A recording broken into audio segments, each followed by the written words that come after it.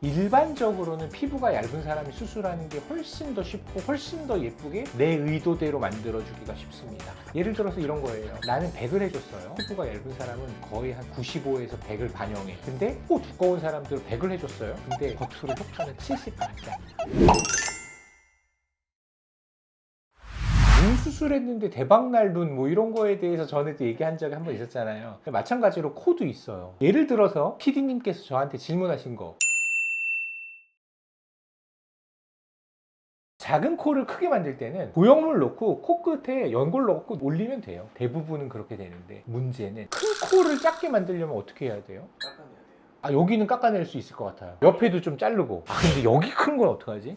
잘 생각해 보세요. 여기 피부가 덮여 있어요. 덮여 있는데 그 안에 보면 연골도 있고 뭐 살도 있고 지방도 있고 할 거 아니에요. 근데 연골하고 살하고 다 잘랐어. 조그맣게. 그리고 겉에 피부를 딱 덮었네. 피부가 되게 얇으면 자른 거대로 이렇게 쫙 달라붙겠죠. 피부가 두꺼우면 안에 잘랐는지 안 잘랐는지 난 모르지만 나는 그냥 내 길 갈 거야. 그리고 모양을 그대로 유지를 해요. 피부가. 그러면 어떻게 해? 자른 거하고 여기 공간이 생기죠. 거기 흉살이 확 차요. 그래서 안 되는 거예요. 그게 어려워요. 그래서 일반적으로는 너무 큰 코를 조그맣게 만들기는 쉽지가 않다. 좁은 코를 넓게 만들기는 어려울 것 같은데, 예를 들어서 콧대가 너무 얇으신 분들 있잖아요. 이런 분들은 조금 더 넓은 보형물을 뼈하고 잘 맞게 쓰면 약간 더 두툼한 효과를 내줄 수 있어요. 근데 넓은 거를 좁게 만드는 거는 어떠냐? 그건 뭐 뼈 자르고 뭐 이런 거 하면 돼요. 그것도 뭐 그렇게 어렵지는 않아요. 코끝은 좁게 만드는 거는 콧볼 축수술 이런 걸로 충분히 가능할 것 같고요. 작은 걸 넓게는 못 만들어요.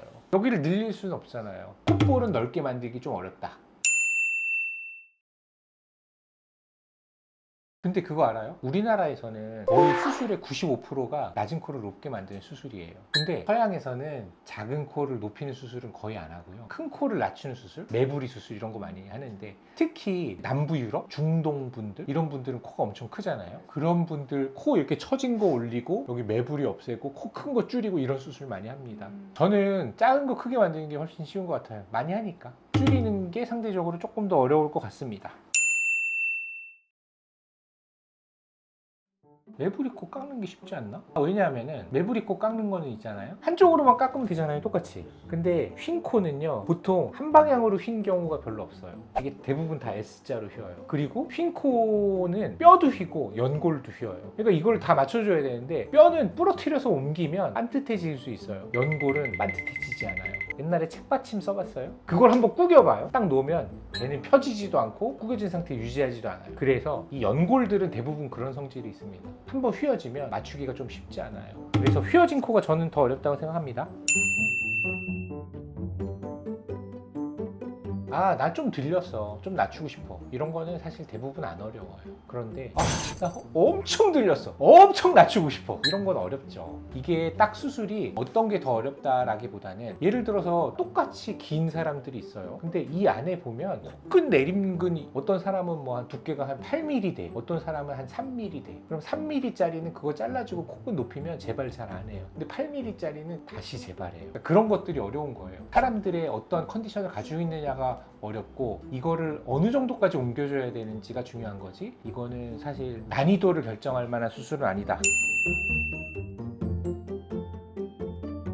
일반적으로는 피부가 얇은 사람이 수술하는 게 훨씬 더 쉽고 훨씬 더 예쁘게 내 의도대로 만들어주기가 쉽습니다. 예를 들어서 이런 거예요. 나는 100을 해줬어요. 피부가 얇은 사람은 거의 한 95에서 100을 반영해요. 근데 코 두꺼운 사람들 100을 해줬어요. 근데 겉으로 효과는 70밖에 안 나요. 그러니까 답답한 거죠. 그래서 피부가 얇은 사람들이 상대적으로 더 좋을 것 같다.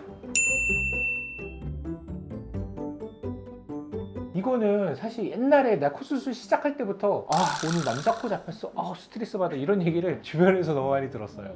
근데 사실은 대단히 차이는 없어요. 대단히 차이는 없는데, 남자 코가 어려운 이유에 대해서 앞에서 다 얘기했어요. 남자들은 일단 여기에 수염이 많이 나잖아요. 기본적으로 얼굴에 혈관 분포가 많아요. 그 얘기는 뭐예요? 피가 많이 나요, 수술할 때. 그리고 남자분들 여자분들보다 술 조금 먹을 것 같아요, 많이 먹을 것 같아요?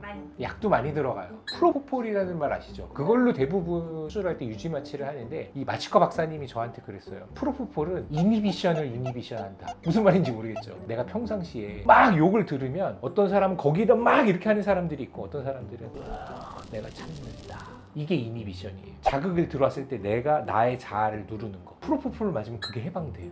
그러면 이런 분들이 남자분들이 더 많다. 프로포폴 같은 거 사용할 때. 피부도 여자분들에 비해서 남자분들이 두꺼워요. 그러니까 남자가 좀 어렵다. 근데 뭐 대단한 차이는 아니다. 뭐 이렇게 말씀드리고 싶습니다. 우리 PD님하고 오늘 되게 여러 가지들 얘기를 했었는데 사실 이게 많은 사람들이 궁금해하시는 이야기들이에요, 실제로는. 근데 우리가 아셔야 될 거는 뭐냐면 내가 가고자 하는 목표가 합리적이면 수술은 대단히 어렵진 않다. 근데 내가 여기인데 난 저기까지 가고 싶어, 이런 게 어려운 거다. 그래서 기본적으로 내가 안전한 범위 내에서 어디까지 갈 수 있는지, 그리고 내가 저기까지 가기 위해서는 어느 정도의 위험성을 감수해야 되는지에 대해서 의사 선생님하고 같이 수술 전에 잘 상담을 해보고 합리적인 결정을 내리시는 게 무엇보다 중요하다고 생각합니다.